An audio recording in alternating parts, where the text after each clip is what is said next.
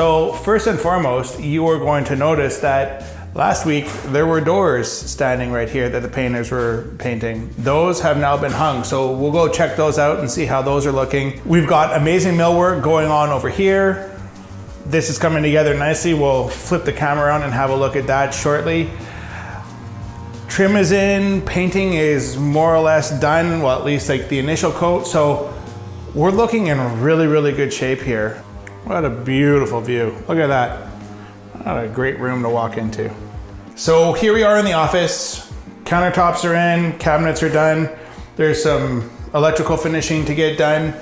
We'll flip the camera on and show some of this great shelving that's going on behind the door, which is just kind of behind the camera here. So here we are in the mudroom. It looks a little bit different than last week, simply because there is a barn door that is sitting here being painted. We've got hardware going on here. Everything else is looking really good, getting down to final touches. It looks like it's a bit of a mess in terms of like there being stuff on the floors and whatever else, but it'll be amazing to see what a difference the next 2 weeks have at this address. All right, in here we've got our beloved friend from Pink Plumbing getting her done. Working hard. Hey.